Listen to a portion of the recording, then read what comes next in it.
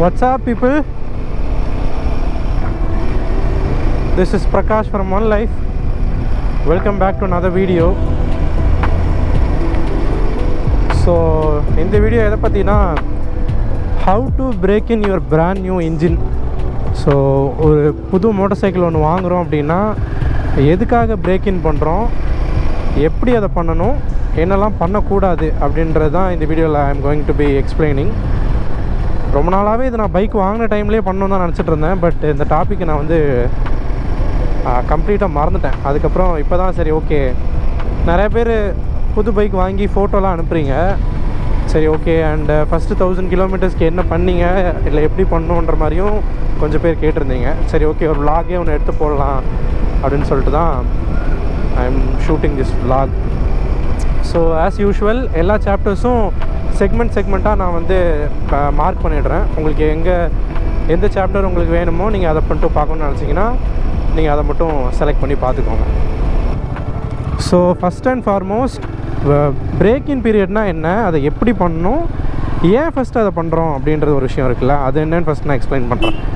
So break in பீரியட்னால் என்ன அப்படின்னா சிம்பிளர் ஃபார்ம்ஸில் எக்ஸ்பிளைன் பண்ணோன்னா, லெட்ஸே நீங்கள் வந்து ஒரு ரன்னிங் ஷூ ஒன்று வாங்குறீங்க. ரன்னிங் ஷூ வாங்கிட்டு வாங்கின அன்றைக்கே அது வந்து ஒரு 10 கிலோமீட்டர்ஸ் 20 கிலோமீட்டர்ஸ் போட்டு ஓடினீங்கன்னு வச்சுக்கோங்களேன், கால்லாம் பயங்கரமாக பெயின் இருக்கும். அந்த இனிஷியலாக ஒரு 50 கிலோமீட்டருக்கு வந்து அந்த ஷூவை வந்து செட் பண்ணணும் உங்கள் காலுக்கு ஏற்ற மாதிரி. அதுக்கு நீங்கள் ஃபஸ்ட்டு என்ன பண்ணணுன்னா, ஷூவை போட்டு டெய்லி ஒரு 5-5 கிலோமீட்டராக ஃபஸ்ட்டு அப்படி ஓடினா மட்டும்தான் அந்த ஷூக்கு வந்து உங்களோட கால் ஷேப்புக்கு ஏற்ற மாதிரி அந்த ஷூ அட்ஜஸ்ட் ஆகும். அண்ட் உங்களோட ஃபூட்டுக்கும் ஓகே, இந்த ஷூவில் இந்த மாதிரி ஒரு மசில் இருக்குது, இந்த மாதிரி ஒரு குஷன் இருக்குது, ஸோ அதுக்கேற்ற மாதிரி நம்மளோட ஃபூட்டையும் அதுக்கேற்ற மாதிரி அட்ஜஸ்ட் பண்ணிக்கணுன்ற ஒரு அண்டர்ஸ்டாண்டிங் வரும். ஸோ சேம் கான்செப்ட் அப்படி தான் இன்ஜின் பிரேக் இன் ஆகிறதுக்கும் யூஸ் ஆகும். என்ன அப்படின்னா, ஒரு பிராண்ட் நியூ இன்ஜின் வாங்குறீங்க, அதில் உள்ள மூவிங் பார்ட்ஸ்லாம் இருக்கும் இன்ஜின்குள்ளே. ஸோ அந்த மூவிங் பார்ட்ஸ்லாம் வந்து ஒரு பார்ட்ஸோடு வந்து உரசும். ஸோ அப்படி கான்ஸ்டண்ட்டாக உரசிட்டே இருக்கும்போது ஒரு வேர் அண்ட் டயர் இருக்கும், ஒரு தேய்மானம் வந்து இன்ஜின்குள்ளே நடக்கும். ஸோ ஒரு பார்ட்டும் மூவிங் பார்ட் இருக்கிறதுனால அது வந்து ஈவனாக தேயணும். அப்படி தேஞ்சால் தான் உங்களுக்கு வந்து லாங் டேர்மில் வந்து ஒரு நல்ல ஒரு இன்ஜின் லைஃப்பும் நல்ல மைலேஜ் கிடைக்கும். ஒரு கிளட்டர் ஃப்ரீயாக இருக்கிற ஒரு இன்ஜின் எப்படி இருக்குமோ அந்த மாதிரி இருக்கும். நீங்கள் ஸ்டார்டிங்லேயே வந்து இன்ஜினை ரொம்ப ஹை ரெவ்வில் ஓட்டிட்டீங்க, இல்லை ரொம்ப ஹார்ஷாக ட்ரைவ் பண்ணிங்க அப்படின்னா கொஞ்சம் வேர் அண்ட் டயர் வந்து கொஞ்சம் அன்ஈவனாக இருக்கும். ஸோ இன்ஜின் வந்து ப்ராப்பராக பிரேக் இன் ஆகாது. ஸோ அதனால் உங்களுக்கு லாங் டேர்மில் வந்து ஒரு ப்ராப்பரான மைலேஜ் இருக்காது, ப்ராப்பரான ஒரு ஸ்மூத்னஸ் கிடைக்காது. இதெல்லாம் தான் வந்து எதனால் ஒரு இன்ஜினை வந்து ஒரு 1000 கிலோமீட்டர்ஸ்க்கு ஸ்மூத்தாக ரைட் பண்ணணும் அப்படின்னு சொல்கிறதுக்கான ரீசன் வந்து சிம்பிளர் ஃபார்மில் வந்து இதுதான். இந்த ஒரு ரீசனுக்காக தான் நம்ம வந்து இன்ஜினை வந்து பிரேக் இன் பண்ணுறோம். ஸோ நெக்ஸ்ட்டு வந்து ஒரு இன்ஜினை வந்து எப்படி பிரேக் இன் பண்ணலாம் அப்படின்றத பார்க்கலாம். ஸோ இன்ஜின் பிரேக் இன் பண்ணுறத வந்து நம்ம ஒரு 3 செக்மெண்ட்டாக பிரிச்சுக்கலாம். ஒரு லெட்ஸே ஒரு 1000 கிலோமீட்டர்ஸ்க்கு வந்து நம்ம இன்ஜினை வந்து செட் பண்ணுறோம் அப்படின்னு பிளான் பண்ணிட்டோம். ஸோ 1000 டிவைடட் பை 3 அப்படி போட்டிங்கன்னா 330 சம்திங் வரும்னு நினைக்கிறேன். ஸோ நம்ம ஸ்டேஜ் 1, ஸ்டேஜ் 2, ஸ்டேஜ் 3 அப்படி 3-ஆக ஸ்ப்ளிட் பண்ணிக்கலாம். ஸ்டேஜ் 1ல் வந்து ஒரு ஃபஸ்ட்டு 330 கிலோமீட்டர்ஸ்க்கு வந்து ஒரு பர்டிகுலர் ஆர்பிஎம் வந்து மெயின்டைன் பண்ணுற மாதிரி இருக்கும். நம்ம எக்ஸாம்பிளுக்கு ஹிமாலயன் 450 எடுத்துக்கலாம். ஹிமாலயன் 450க்கு என்ன கிளைம் பண்ணுறாங்கன்னா, ஒரு 4000 அந்த ஆர்பிஎம்குள்ளே நம்ம பைக்கை வந்து செட் பண்ணுற மாதிரி, அதாவது 4000 ஆர்பிஎம்குள்ளே நம்ம பைக் இனிஷியலாக ஒரு 500 கிலோமீட்டர்ஸ் 1000 கிலோமீட்டர்ஸ்க்கு வந்து அதுக்குள்ளேயே ஓட்டுற மாதிரி வந்து மேனுவலில் இருக்கும். எக்ஸாக்டான வேல்யூ எனக்கு தெரியல, பட் 4000 தான் நான் நினைக்கிறேன். அது மேனுவலில் பார்த்துட்டு நான் என்னென்னு டெக்ஸ்ட்லையும் ஆட் பண்ணிடுறேன். ஸோ நம்ம இந்த 3 ஸ்டேஜாக அதை பிரித்தோமா, இந்த ஃபஸ்ட்டு ஸ்டேஜ் வந்து நம்ம ரவுண்டாக 300 கிலோமீட்டர்ஸ்னு வச்சுப்போமே, கன்ஃபியூஸ் ஆக வேணாம். ஸோ 300 கிலோமீட்டர்ஸை வந்து நீங்கள் என்ன பண்ணணுன்னா, பைக்கை வந்து ஒரு 4000 ஆர்பிஎம்லேயே வந்து ஓட்டுற மாதிரி இருக்கும். 4000 ஆர்பிஎம்னா 4000 ஆர்பிஎம்லேயே இல்லை, 4000 ஆர்பிஎம்குள்ளே வேரி பண்ணி ஓட்டணும். இப்போ ஃபார் எக்ஸாம்பிள் இப்போ நான் 3500 ஆர்பிஎம்மில் இருக்கேன், ஸ்லைட்டாக இன்க்ரீஸ் பண்ணோன்னா 4000, இப்போ 4200 இந்த மாதிரி இருக்குல்ல. ஸோ இந்த ஒரு ரேஞ்சிலே வந்து இனிஷியலாக இருக்கிற ஃபஸ்ட்டு ஒரு 330 கிலோமீட்டர்ஸை வந்து நீங்கள் ஓட்டுற மாதிரி இருக்கும். ஸ்டேஜ் 2வை வந்து எக்ஸ்ட்ரா ஒரு 500 ஆர்பிஎம்மோ ஒரு 1000 ஆர்பிஎம்மோ இங்கே இன்க்ரீஸ் பண்ணிக்கலாம். ஸோ இப்போ நம்ம கேஸில் வந்து ஒரு 5500 ஆர்பிஎம் வரைக்கும் ரெண்டாவது இருக்கிற, அதாவது ஒரு 300 to 600 கிலோமீட்டர்ஸ் இருக்கிற ஒரு ரேஞ்சை வந்து ஒரு 4000 to 4500 ஆர்பிஎம் ரேஞ்சிலேருந்து ஒரு 5500 ஆர்பிஎம் ரேஞ்சில் வந்து ஸ்டேஜை வந்து நீங்கள் கிளியர் பண்ணலாம்.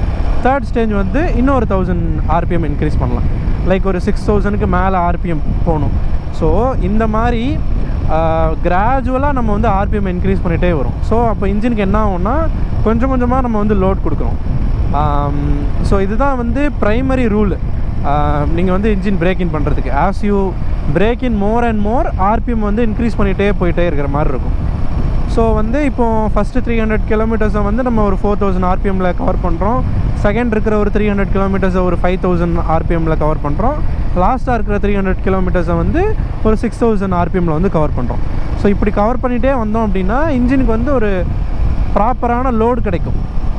ஸோ இதுதான் இந்த ஒரு ஃபார்முலாவில் நான் இன்ஜின் பிரேக் இன் பண்ணேன். ஸோ நெக்ஸ்ட்டு இதோட டூஸ் அண்ட் டோன்ட்ஸ் வந்து பார்த்துடலாம். ஸோ நம்ம இதை எப்படி பிரேக் இன் பண்ணுறோம், என்னென்ன பிளானில் பிரேக் இன் பண்ணுறோன்றது நம்ம பிளான் பண்ணிட்டோம். நெக்ஸ்ட்டு என்னென்ன விஷயம்லாம் பண்ணணும் பண்ணக்கூடாதுன்னு ஒரு விஷயம் இருக்குல்ல, அது என்னென்னு பார்த்துடலாம். ஸோ ஃபஸ்ட்டு வந்து அதாவது பைக்கை வந்து ஒரு மாதிரி பேபி பண்ணுறது அப்படின்னா என்னென்னா ஒரு ரொம்பவும் ஒரு மாதிரி புது பைக் வாங்கியிருக்கோம் அப்படின்னு சொல்லிட்டு ரொம்ப ஒரு மாதிரி காமாக லைட்டாக கூட ஆக்சிலேட்டர் கொடுக்க மாட்டாங்க, ரொம்ப பொறுமையாக ஓட்டிகிட்டு இருப்பாங்க. அந்த மாதிரி நீங்கள் பண்ணிங்கனாலும் பைக்கோட இன்ஜினுக்கு வந்து நல்லதில்லை. ஒரு வேரியேஷன் வந்து இருக்கணும் RPMல. இப்போ ஃபார் எக்ஸாம்பிள் நான் இப்போது 4th கியரில் இருக்கேன், அரௌண்ட் ஒரு 3000 RPMல இருக்கேன். இப்படி 3000லேயே நான் நினச்சா ஒரு 50 கிலோமீட்டருக்கு போயிட்டே இருக்கலாம்ல, எந்த ஸ்ட்ரெஸ்ஸுமே இன்ஜினுக்கு இருக்காது. நம்ம நினச்சிப்போம் ஓகே ஃபஸ்ட்டு 500 கிலோமீட்டர்ஸ் இந்த மாதிரி தான் பிரேக் இன் பண்ணணும், அப்படின்னா தான் நமக்கு வந்து ஒரு நல்ல ஒரு இன்ஜின் செட் ஆகும். அப்படி இல்லை, இன்ஜினுக்கு வந்து எல்லா விதமான லோடும் இருக்கணும். ஸோ இப்போ நான் 4000 RPMல இருக்கேன், ஸ்லைட்லி RPM ஒரு 4500க்கு இன்க்ரீஸ் பண்ணுறேன். நெக்ஸ்ட் ஒரு 1 or 2 கிலோமீட்டர்ஸ்க்கு ஒரு 5000 RPMல வந்து ரைட் பண்ணுறேன். இந்த மாதிரி RPM வந்து நீங்கள் வேரி பண்ணிகிட்டே இருக்கணும். RPMஐ வேரி பண்ண தான் இன்ஜினுக்கு வந்து டிஃப்ரெண்ட் லோடு போகும். ஒரே RPMல வந்து போகிறது வந்து அவ்வளோ ஒரு நல்ல விஷயம் இல்லை இன்ஜினுக்கு.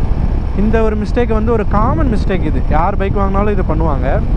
செகண்ட் மிஸ்டேக் வந்து நம்ம புதுசாக யாராவது பைக் வாங்கியிருப்போம் அப்படின்னா யாராவது ஃப்ரெண்ட்ஸ் பைக் கேட்டால் கூட பைக்கை வந்து கொடுக்க மாட்டோம். இல்லை இப்போ தான் பைக் வாங்கியிருக்கேன், ஒரு ஃபஸ்ட் சர்வீஸ் வரைக்கும் யாருக்கும் கொடுக்கூடாதுன்னு சொல்லியிருக்காங்க அப்படிலாம் சொல்லுவாங்க. அந்த மாதிரி ஒரு விஷயம்லாம் வந்து கிடையாது. பைக்குக்கு வந்து யார் பைக்கை ஓட்டுறாங்க அதெல்லாம் அதுக்கு தெரியாது. எவ்வளோ அதுக்கு இன்புட் போகுது, எவ்வளோ ஆக்சலரேஷன் கொடுக்குறோம், அதுக்கேற்ற மாதிரி நம்ம இன்ஜினுக்கு ஃபியூல் கொடுக்க போகுது, அதுக்கேற்ற மாதிரி பவர் நமக்கு கிடைக்க போகுது. அந்த ஒரு விஷயந்தான் வந்து இன்ஜினுக்கு தெரியும். ஒரே ஒரு விஷயம் என்னென்னா ரொம்ப இன்ஸ்டண்ட்டாக ரெவ் பண்ணி பைக்கை வந்து ஓட்ட வேணாம் அப்படின்ற மாதிரி மட்டும் உங்கள் ஃப்ரெண்ட்டை சொல்லுங்கள். ஏன்னா எங்களோட ஃப்ரெண்ட் சர்க்கிள்லேயே வந்து இந்த மேட்டர்லாம் நடக்கும், அதனால் நான் சொல்கிறேன். ஸோ இதுதான் ஆக்சுவலாக ஜோஹோ. ஸோ செகண்ட் திங் அது. தேர்ட் திங் வந்து இன்ஜினை வந்து லக் பண்ண விடுறது. இன்ஜின் லக்கிங் அப்படின்னா என்னென்னா, இப்போ வந்து நம்ம 55 கிலோமீட்டர்ஸில் போயிட்டுருக்கோம், கியர் 4ல் இருக்குது. இப்போ பைக் ஸ்மூத்தாக போயிட்டுருக்கு. இப்போது நான் 5th கியர் போட்டேன் அப்படின்னா பாருங்கள், இப்போ வந்து இன்ஜின் வந்து லக் ஆகுது. இது வந்து பண்ணவே கூடாது. நம்ம இங்கே பிரேக் இன் பண்ணும்போது என்ன அப்படின்னா, ஒரு கியர் வந்து நம்ம போகிற ஸ்பீட்லேருந்து 1 or 2 கியர்ஸ் ஹையராக இருக்கும் அப்படின்னா இன்ஜின் வந்து லக் ஆகும். டக்குன்னு ஒரு மாதிரி அடிக்குன்னு சொல்லுவாங்கல்ல. எல்லாருக்கும் புரிகிற மாதிரி சொல்லணும்னா அந்த மாதிரி செயின் கடிக்குது அப்படின்னு சொல்லுவாங்க. ஸோ இன்ஜினை வந்து லக் பண்ண, அதுதான் வந்து இங்கிலீஷில் வந்து லக்கிங் அப்படின்னு சொல்கிறோம். இன்ஜினை லக் பண்ண விட்டிங்க அப்படின்னா இன்ஜினுக்கு வந்து ஒரு எக்ஸ்ட்ரீமான ஒரு ரொம்ப ஒரு மோசமான விஷயம் நீங்கள் புது இன்ஜினுக்கு பண்ணுறீங்க அப்படின்னா அது வந்து லக்கிங்காக தான் இருக்கும். இப்போது நிறையா பேர் வந்து இப்போ வாங்குகிற பைக்ஸ் வந்து ஒரு 150ல் இருந்து டேரெக்டாக 400 சிசிக்கு நம்ம வந்து ஜம்ப் இன் ஆகிறோம். 400 சிசிக்கு நீங்கள் போகிறீங்க அப்படின்னாலே மெஜாரிட்டி ஆஃப் த பைக்ஸ் வந்து ஒரு ஷார்ட் ஸ்ட்ரோக் இன்ஜினாக இருக்கும். ஸோ வந்து உங்களுக்கு வந்து கியர் வந்து கொஞ்சம் ஷார்ட் கியராக இருக்கும். அப்போ என்ன ஆகும் அப்படின்னா, நம்ம இதுக்கு முன்னாடி யூஸ் பண்ண பைக்ஸ், இப்போ என்னையே பர்சனலாக எடுத்துக்கோங்களேன். இதுக்கு முன்னாடி நான் யூஸ் பண்ண பைக் வந்து FZ யூஸ் பண்ணேன். FZ ஆல்மோஸ்ட் ஒரு 3 years யூஸ் பண்ணேன். FZ அதுக்கப்புறமா ஹிமாலயன் 411 யூஸ் பண்ணேன். ரெண்டுமே வந்து ஒரு டால் கியர் மோட்டர் சைக்கிள். டால் கியர் அப்படின்னா என்னென்னா, இப்போ நான் ஒரு 5th கியரில் இருக்கேன் அப்படின்னா என்னால் ஒரு 20 km/hலையும் போக முடியும், 100+ கிலோமீட்டர்லேயும் போக முடியும். அந்த இன்ஜின் வந்து அது ரெண்டையுமே வந்து ஹேண்டில் பண்ணும். எந்தவித ஒரு ஸ்ட்ரெஸ்ஸுமே இருக்காது. வேறு இப்போ வர்ற பைக் இப்போ 450 எடுத்துட்டா 450 வந்து ஸ்லைட்லி ஹிமாலயன் 411 கம்பேர் பண்ணும்போது கொஞ்சம் ஒரு ஷார்ட் ஸ்ட்ரோக்கான ஒரு இன்ஜின் தான். கியர் கொஞ்சம் அடிக்கடி மாற்றுற மாதிரி இருக்கும். ஸோ அப்படி இருக்கும்போது நம்ம வந்து ஒரு கியர் அதிகமாக இருந்துட்டு வண்டியை இப்போ ஸ்டாப் பண்ணிட்டுலாம் எடுக்கிறோம் அப்படின்னா செகண்ட் கியர்லேயே எடுக்கிறது, டிராஃபிக்கில் வந்து கியரை டவுன் பண்ணாமல் லைட்டாக ஒரு நமக்கு ப்ரீவியஸ் பைக் என்ன யூஸ் பண்ணுமோ அந்த ஹேபிட்டே இருக்கும். அதை வந்து நீங்கள் வந்து சேஞ்ச் பண்ணிக்கிற மாதிரி இருக்கும். இப்போது நான் இந்த பைக் புதுசாக வாங்கின டைம்லையுமே நான் 411 வந்து ஆல்மோஸ்ட் ஒரு 26,000 கிலோமீட்டர்ஸ் யூஸ் பண்ணியிருக்கேன். ஸோ அந்த பைக்கோட ஹேபிட் வந்து எனக்கு இருந்துச்சு.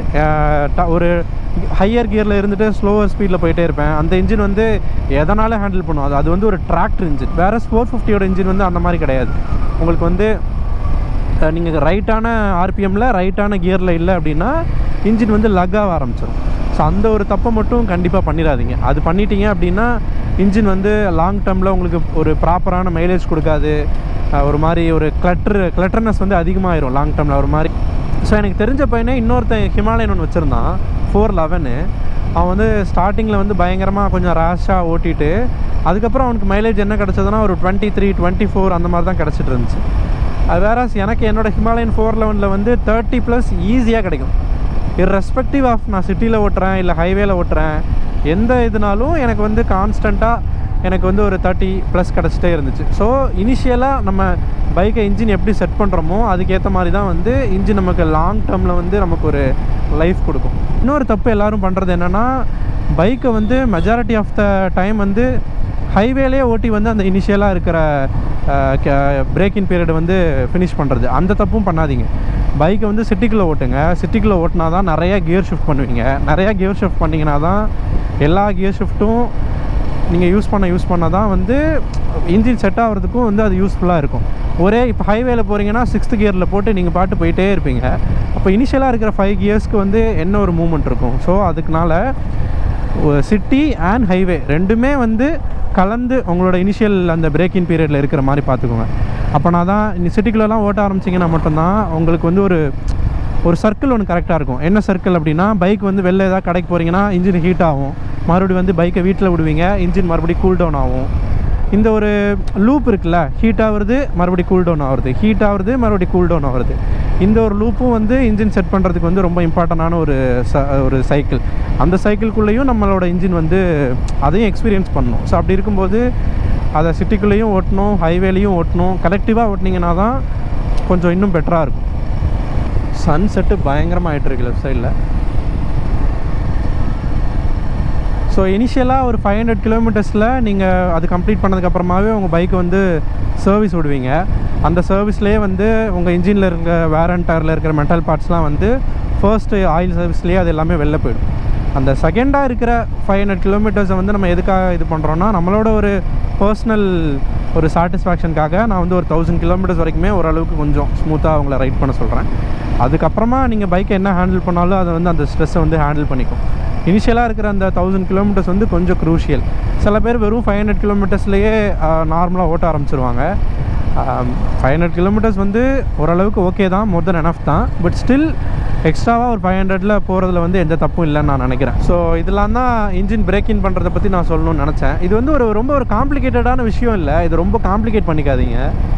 ஆப்வியஸ்லி ஒரு இன்ஜின் பிரேக்கிங் வீடியோ பார்க்குறீங்க அப்படின்னா நிறைய பேர் ஒரு புதுசாக ஒரு மோட்டார் சைக்கிள் வாங்கியிருப்பீங்க, அதனால் பார்த்துட்டு இருப்பீங்க. இதெல்லாம் மறந்துட்டு புது மோட்டார் சைக்கிளை நல்லா என்ஜாய் பண்ணி ஓட்டுங்க, அவ்வளோதான். இந்த சின்ன சின்ன விஷயத்த மைண்டில் வச்சுக்கோங்க. ரொம்ப ரிவ் பண்ணி ஓட்டுறது அதெல்லாம் மட்டும் கொஞ்சம் அவாய்ட் பண்ணிட்டீங்க அப்படின்னாலே அந்த விஷயங்களே மோர் தென் எனஃப் ஒரு ப்ராப்பராக ஒரு இன்ஜின் செட் பண்ணுறதுக்கு.